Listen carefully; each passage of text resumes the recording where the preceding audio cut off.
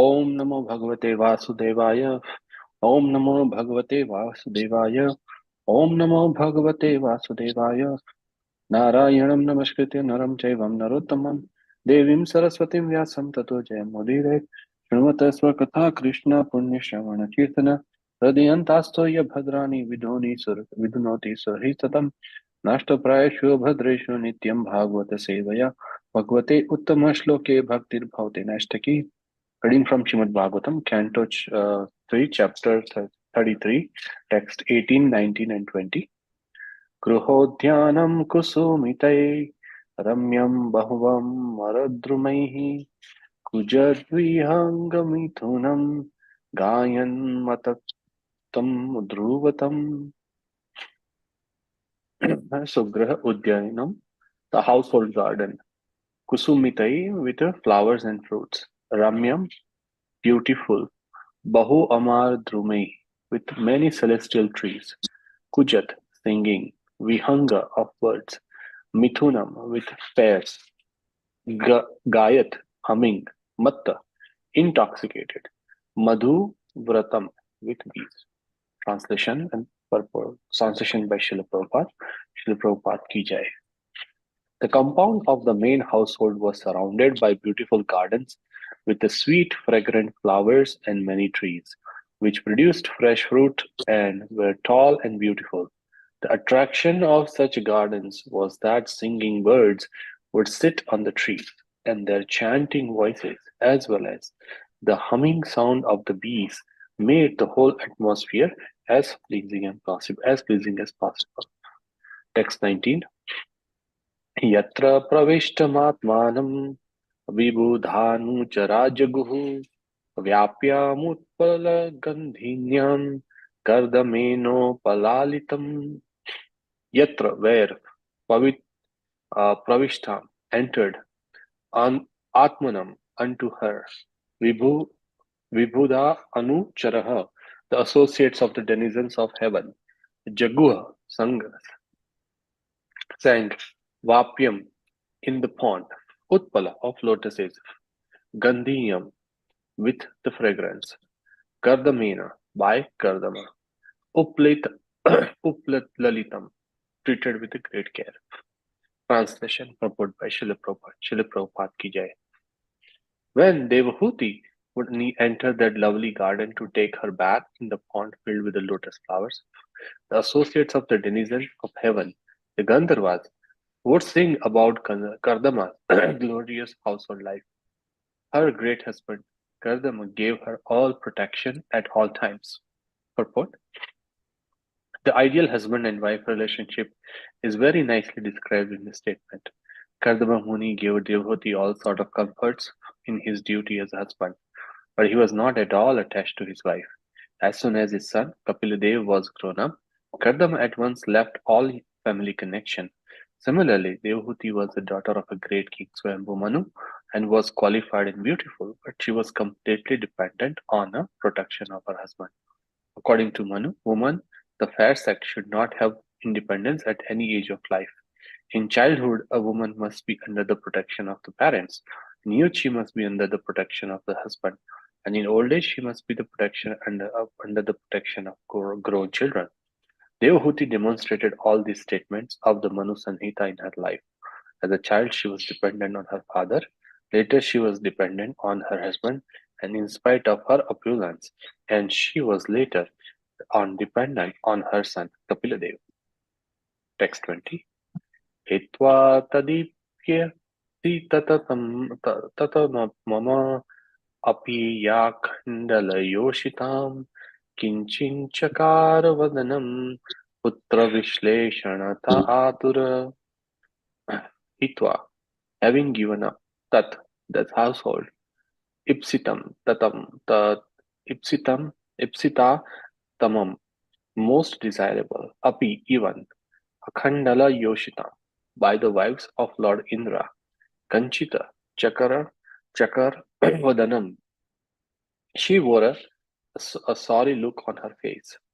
Putra Vishleshana, by separation from her son. Atura, afflicted. Translation purport by Srila Prabhupada. Srila Prabhupada ki jai.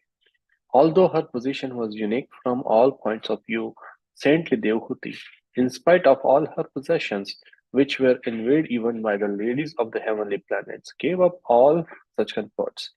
She was only sorry that her great son was separated from her. Purport: Devhuti was not at all sorry at giving up her material comforts, but she was very Hmm? much grieved at the separation of her son. It Knowledge is may be wonderful. questioned her that if Devhuti was not at all sorry to give up the material comfort of life, but then why was she sorry about losing her son? Why was she so attached to her son? The answer is explained in the very next verse. He was not an ordinary son.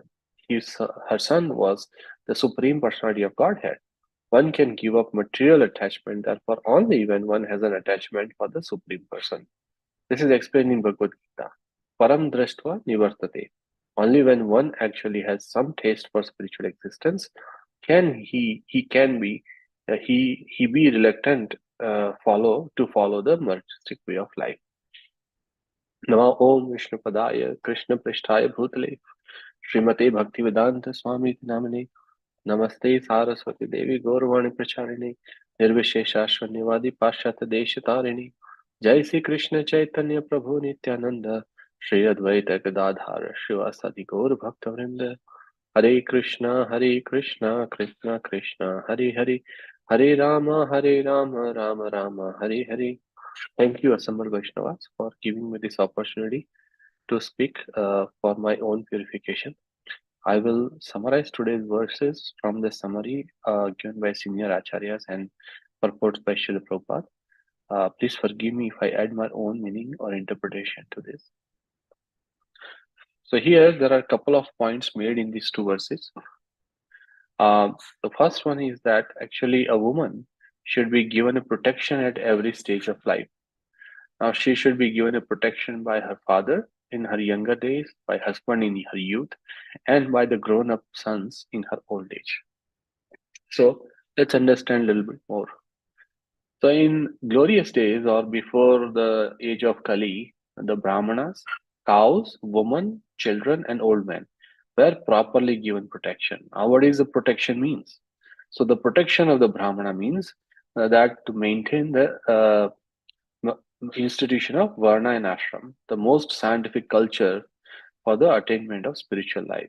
And then Brahmana were given protection. So Brahmana would study the Shastras and enlighten the society in terms society would maintain them.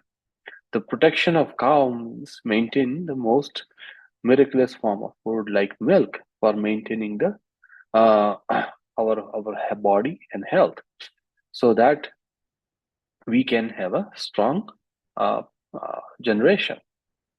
The protection of women means to maintain the chastity of society, by which we can get a good generation for peace, tranquility, and progress of life. And then protection of children gives the human form of life its best chance to prepare the way of liberty from material bondage. So, such protection of children begins from the very day of begetting a child by purification process of Garbhadharan Sanskar, which is the beginning of the pure life. And the protection of old age means gives them a chance to prepare themselves for better life after that. So this is the meaning of protection for these different categories. Right now, in Manu Samhita, it is clearly stated that women should not be given freedom. So what does that mean? That doesn't mean that are to be kept as slaves, but they are like children. Children are not given freedom, but they does not mean that they are kept as slaves. So the demons uh, have now neglected such injunctions, and they think that women should be given as much freedom as men. However, this has not improved the social condition of the world. Actually, the woman should be given protection at every stage of life. She should be given the protection by father in her younger days and by husband in her youth, and the grown-up son in the old age. And this is the proper social behavior according to the Mohan Samhita. But for this also, uh, the father, the husband, and the sons, they also should have a proper training and proper understanding of the the spiritual life. Because just because a man should not have a right to lead the woman, because they need to be qualified to be in that position. So that also given a very high focus, because in a Vedic life, the children were trained from the very young age in gurukulas, and then they would to be ready for the grihastha life, and then to ready for the other phases of life. So that also second part of this is we need to understand, make sure that we don't misunderstood. Just because we are born as a man, we have been given a uncontrollable right to um, to rule over the woman. We need to be fulfill our part of the promise as well, and then woman needs to fulfill their part of promise. So what is the result for that? The result will be the good population in human society, because that is the principle for peace, prosperity, and spiritual progress, right? That's where any human society progresses, when there is a good population.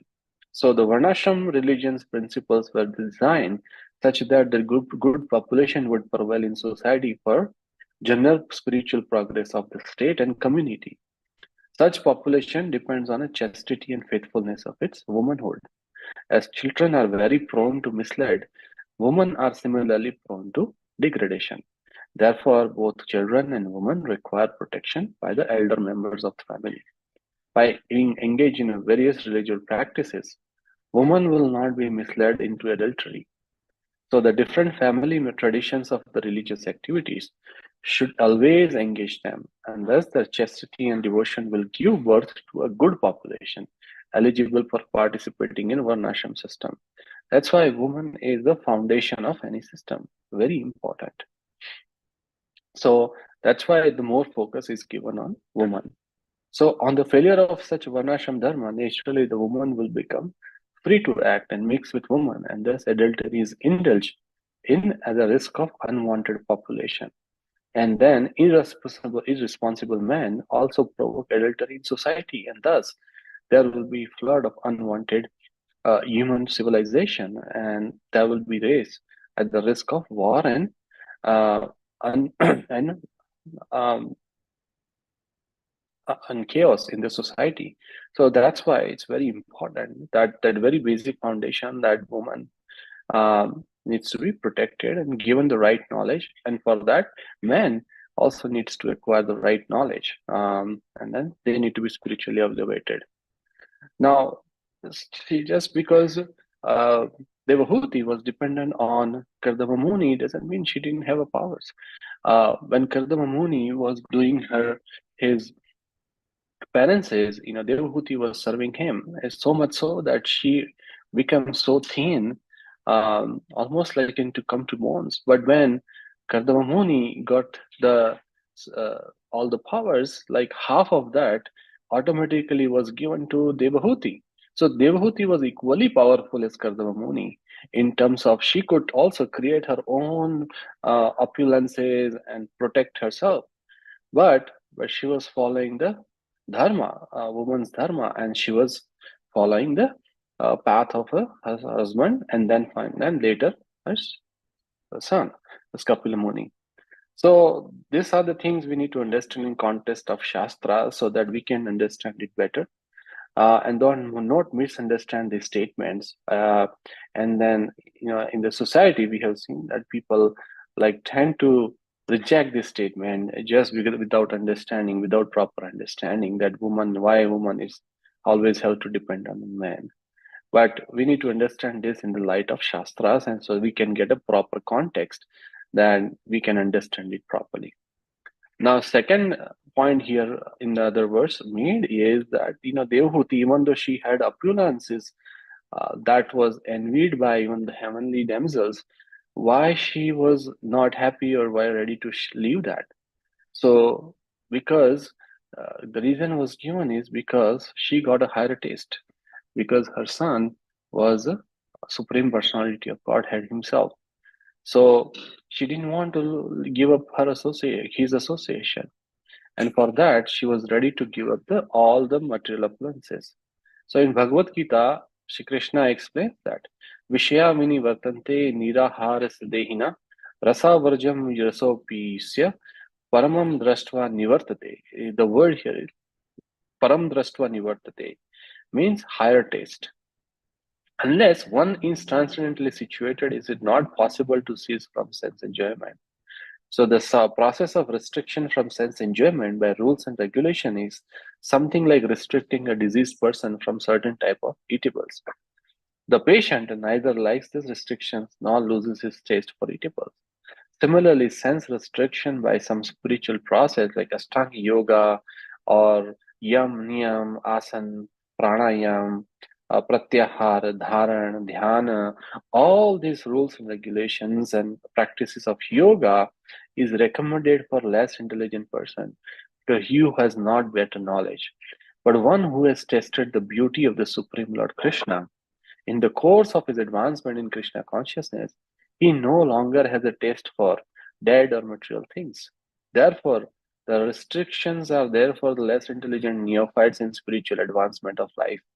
But such restrictions are only good until one actually has a taste for Krishna consciousness. So when one is actually Krishna conscious, he automatically loses his taste for real things. So this is very important that Prabhupada and our senior devotees has always mentioned that we should develop the taste of Krishna consciousness. What does that mean?